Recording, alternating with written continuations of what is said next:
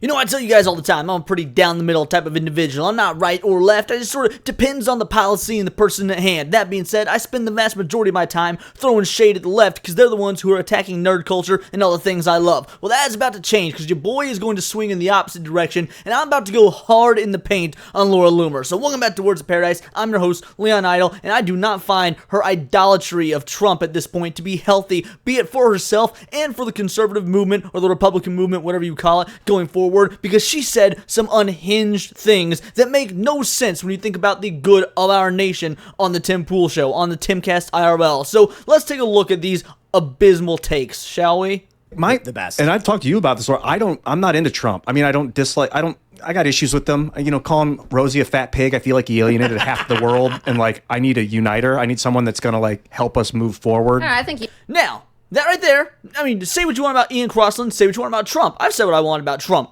It comes down to it, if it comes down to him and Biden, I'm voting Trump easy, like no contest. Trump has easily got my vote between him and Biden. That being said, I think there are other people that are better, at least on the on both. I don't know about on both sides. I don't know if there's anybody better than Trump on the left, but there's definitely, I like Vivek Ramaswamy, for example. That being said, there's nothing wrong with what Ian says here. I want a uniter. That's what a president should be, someone who unites the entire nation. But what Laura Loomer says in response to this very obvious statement is bananas. unity is cliche, you know. Unity is cliche? What do you mean unity is cliche? Bro, we live in the United States of America. What do you mean unity is cliche? How are you gonna have a leader of the free world when you guys aren't united? Yeah, Biden's been doing so great. Look at all the unity he has brought us. Now, I get it, she's not a Biden supporter, but what I'm saying is you do need unity for a country to function and not be in this period of what are they calling it now, civil strife. And don't get me wrong, maybe Trump can do that, by all means. Maybe he can, maybe he can't. But to be the biggest Trump advocate out there, to be going on these talk shows and talking about how great he is, how amazing Trump is, and then come out and say unity is overrated, do you realize how much of a blow that's going to be to anyone sitting on the fence, your independents, your individuals that are undecided, some people that you might be able to sway from, the kind of center left over to the right? But if you just want to come out here, nah, unity is overrated. I'm okay with trampling over everybody as long as I get my way, as long as we get to see the version of the country that I want to see. That's not how you want people voting based on the idea of unity if you want things to get better.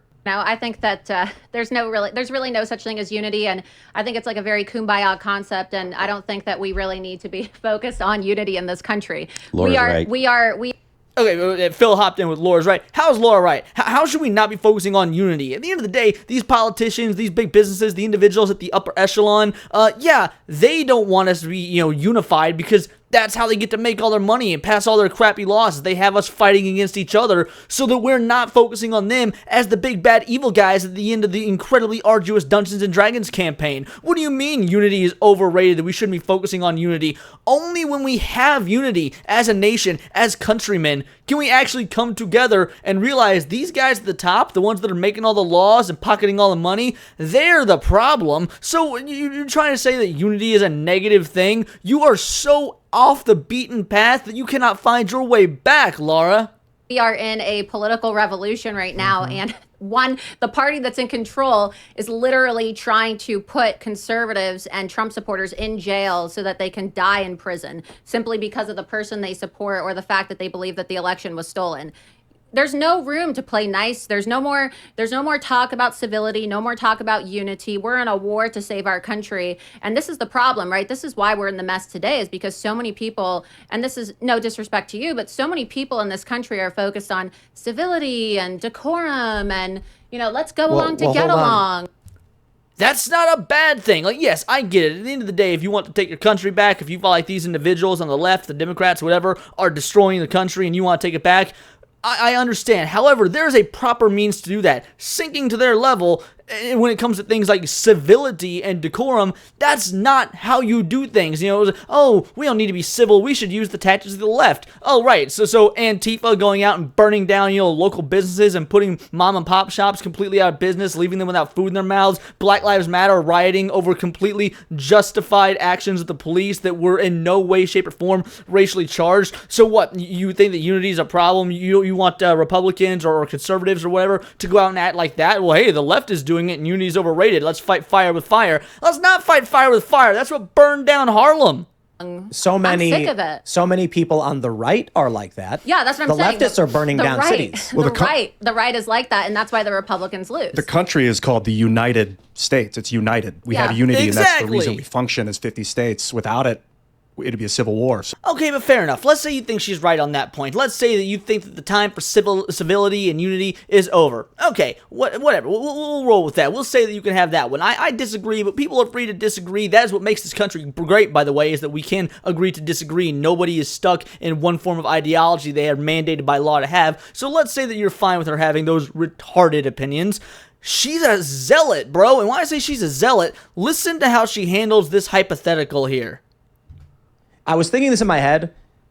I don't know any realistic scenario where Trump is forcefully removed that makes someone feel good about voting for someone else. Like if you're a Trump supporter and they lock Trump up, you're like, no way, I'm behind Trump. So there's got to be some kind of scenario for me to ask this question. So I'll go with an absurd scenario for the sake of argument. Let's say that there is a super, let's just say an evil globalist plants the Genesis device in the base of New York City, and the only one who can stop it is Trump. And Trump runs in, and they're like, no, Trump, if you go in there, you'll be transported to another dimension, and you'll be completely wiped from existence. And he's like, it's the only thing that I can do to save all the people of the world. And then he disrupts the device, and he's gone. Trump just sacrificed it. He's gone. There's no more Trump.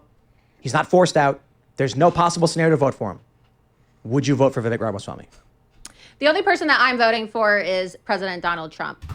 And there we have it. That is a massive issue. If you can't, as a commentator or as a guest on a show or whatnot, entertain a hypothetical, and that's what this is a hypothetical, then at this point you're a zealot. Why should we be listening to zealots? No one. There's a problem with being a zealot. It has a negative connotation to it for a reason. The only person I'm going to vote for is Donald Trump or President Donald Trump, whatnot. No! In this hypothetical situation, there is no Trump. What an intelligent person would do is carry on the conversation and be like, okay, you know what? Under those circumstances, let's say that Trump is not on the ballot. No, I'm still not going to vote for Vivek Ramaswamy. I'll just, I won't vote that year. Or you could say, yeah, I'll vote Vivek. Or maybe, I don't know, I'd actually vote for RFK. Like the point is, there's a million ways you could answer that question without coming off as looking like some faceless drone that's just programmed to have these particular talking points come out your mouth at all time. Like, look at her eyes right now. She even looks all glassy-eyed like an android, like something out of iRobot or something like that. Like, there is no way that you could take this woman seriously when she's given a, let's be honest, pretty comedic hypothetical about Trump being wiped from the multiverse, and her still stone-faced saying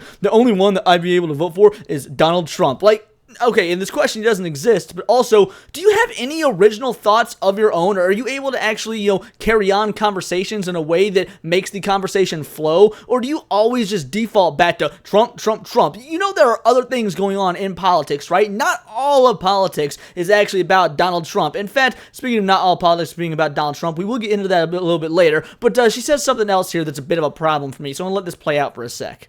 That's why I asked it in the most absurd way possible. Trump sacrifices himself to save humanity, and now he's gone forever. And humanity is going to crumble because the only way that we're going to she's not entertained. Humanity's going to crumble. That's not the thing, by the way. That's just humanity's going to crumble. Trump is already the only one that can save humanity. That is bananas. Humanity existed for hundreds of thousands of years before Trump and will likely continue to exist hundreds of thousands of years afterwards. But you are so far deep in this cult that you think that humanity, humanity is going to be wiped off the face of the earth if homeboy can't run for president. Not everything revolves around Trump, lady. In your games pool. She's not putting up with your games pool. See how I carefully crafted the question? I don't like hypotheticals. I don't like hypotheticals. Lady, Trump isn't even guaranteed to be on the ballot yet. You're talking about him and voting for him. You're dealing in hypotheticals. That's the part that really bothers me. I don't like to talk about hypotheticals. You're on a culture and politics show about talking about the future. When you guys, as far as I know at least, can't see the future. If you could, that would make all this a whole lot easier. So you're already dealing in hypotheticals because we don't know how this is going to turn out. We don't know how the indictments are going to go. We don't know if Trump's going to be able to run. We don't know, even if he does run, if he'll be able to win or whatnot. all of this is hypotheticals, but when you're placed in a position where you're given a hypothetical where you can't choose Trump, all of a sudden you go into full robot mode. You go on like an android and you just have to say the pre-programmed message. So don't give us this I don't like hypotheticals crap. You're fine with hypotheticals as long as they cater to your talking points.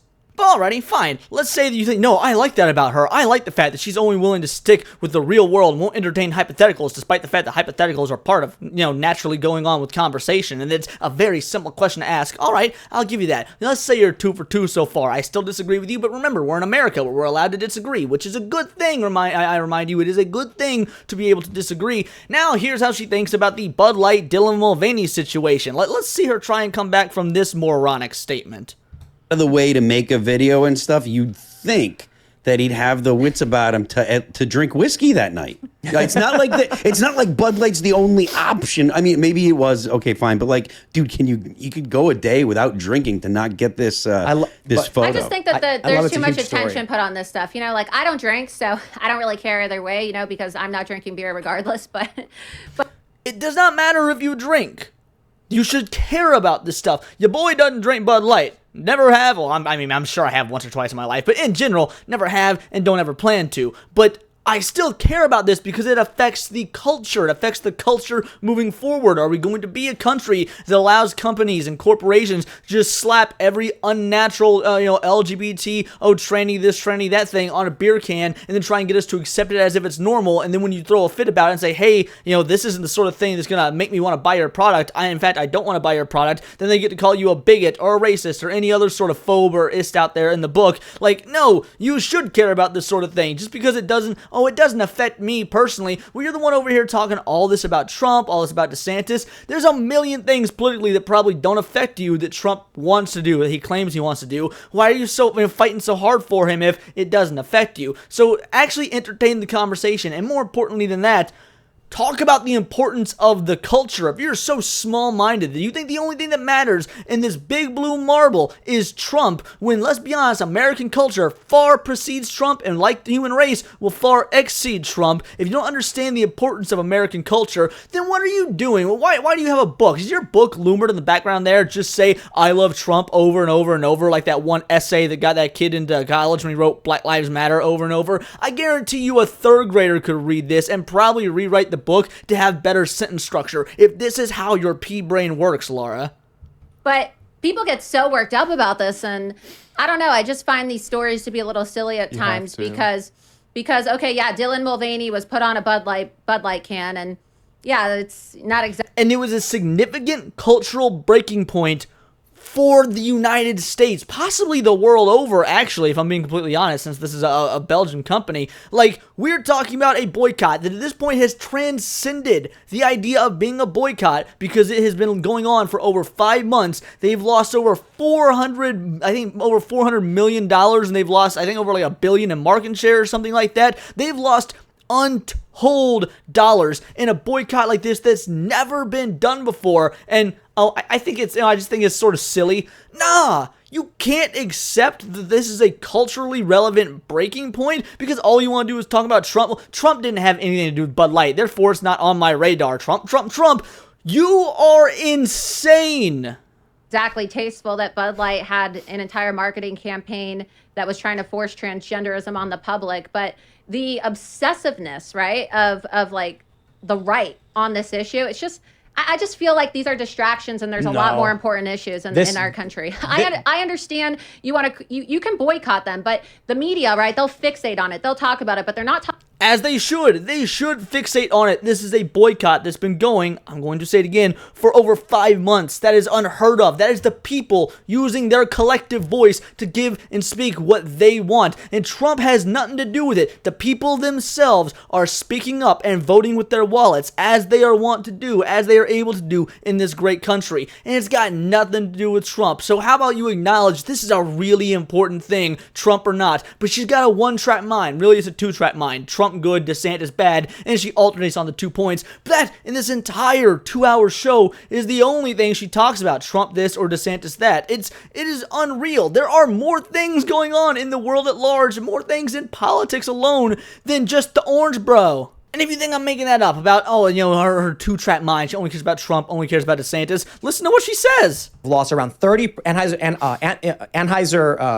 AB InBev has lost around 30%. I think their stock took a major hit.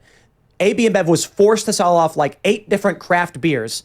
They have been hit so hard by this. It is to the point now where you've got corporations trying to pull back from all this crazy leftist garbage. Target, for instance, for the first time in 6 years, missed their quarterly projections and lost money. You've got Disney now facing a major backlash. Netflix, Disney, and a bunch of these streaming channels lost subscribers, and it's because they keep trying to push this insane woke leftism.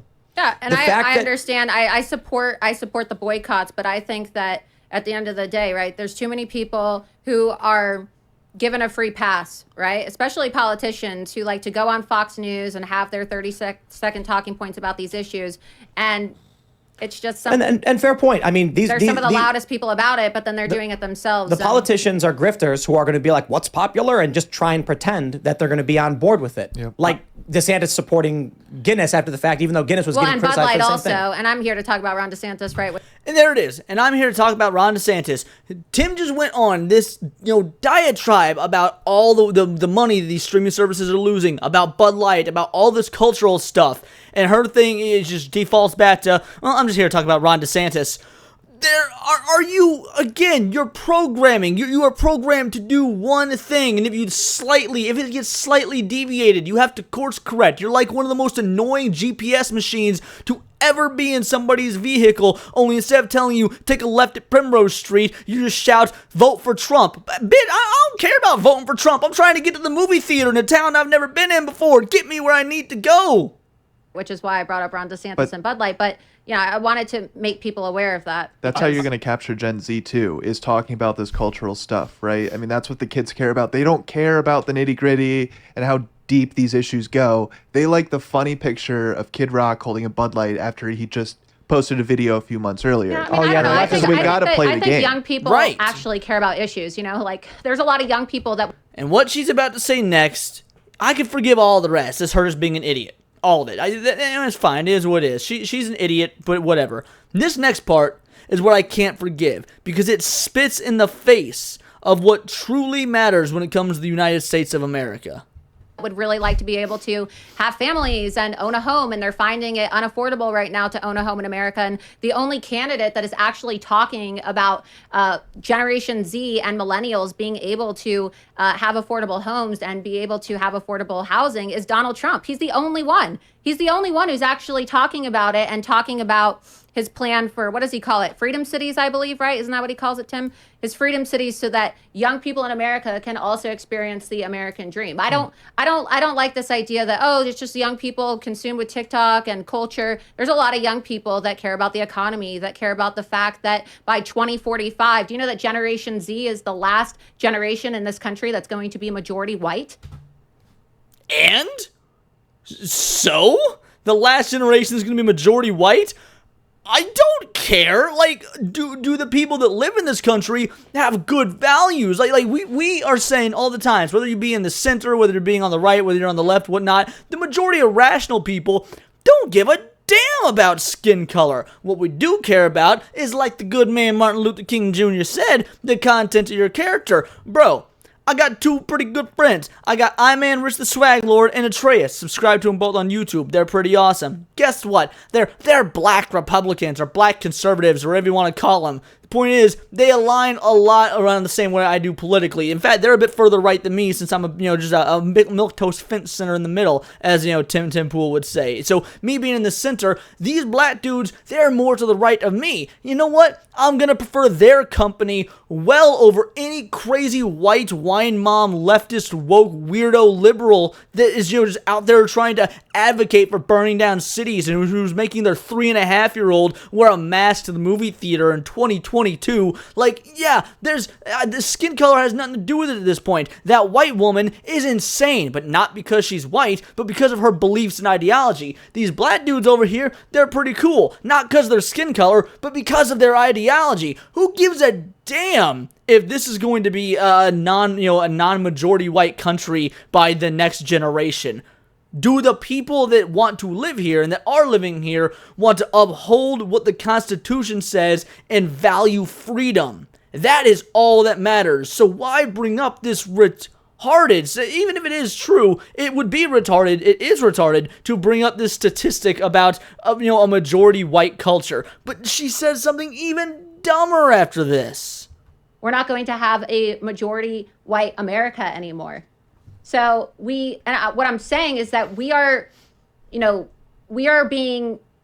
What is the race that the people have to do with? That's an excellent question, What I'm talking about Timmy. is that we're being replaced, right? So We're being replaced? Bitch, last I checked, this is a free country. Like, we're not being replaced. If people of different ethnicities are coming in, as long as they're doing so legally, and, they're raising their own families and whatnot, and they're abiding by the law, no one's replacing anyone. You are out of your damn racist mind. I don't throw that word around. I very rarely call anybody a racist, because I think that word is just thrown around as, people pop it in like candy, and it gives them racist diabetes or whatnot. Like, I rarely throw the word racist around, because I think there are very, very few actual racists out there in the grand scheme of, the U.S.